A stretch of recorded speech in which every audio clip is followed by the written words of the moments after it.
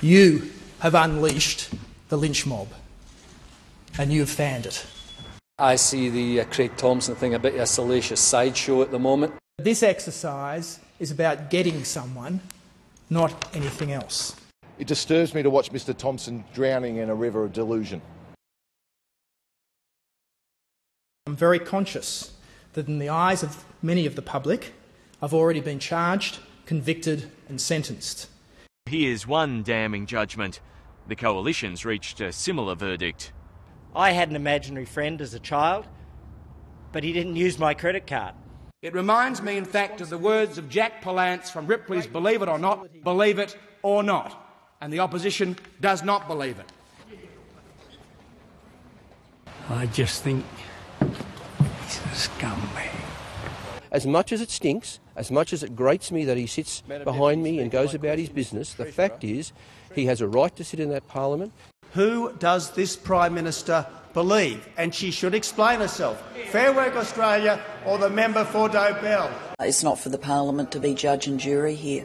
And she can't explain why it is that she can sit as judge and jury on Craig Thomson being in the caucus, but will continue to accept his vote in the parliament. How much scrutiny people expect that is needed of these issues, but I think that 9 investigations probably does it. We saw more progress. We very much welcome. Tonight, the Parliamentary Privileges Committee began its inquiry into the Thomson affair. On the question of the standard of proof, I would have thought that the ordinary civil standard would be more than good enough for the Parliament. Thank you for Justice Abbott. This guy's just a hack. He's not a judge, he's not a jury, he's a hack. It's a committee that doesn't leak.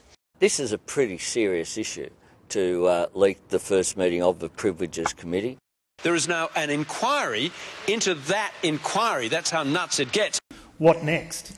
This Prime Minister fails to take the censure. She scurries from the chamber. She scurries from the chamber to Coward's Castle.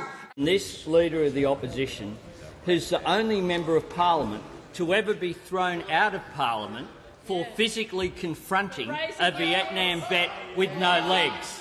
This is a rotten government, a rotten Prime Minister, and it should go.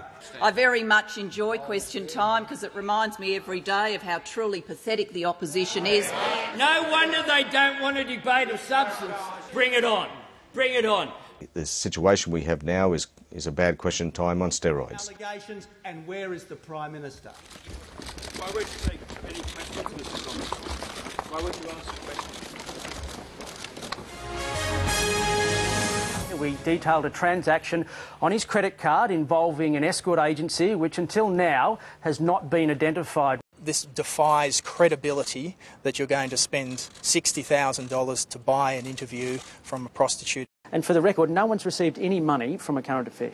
But all of these incidents, the visits to the brothels, were supposed to happen more than 10 years ago.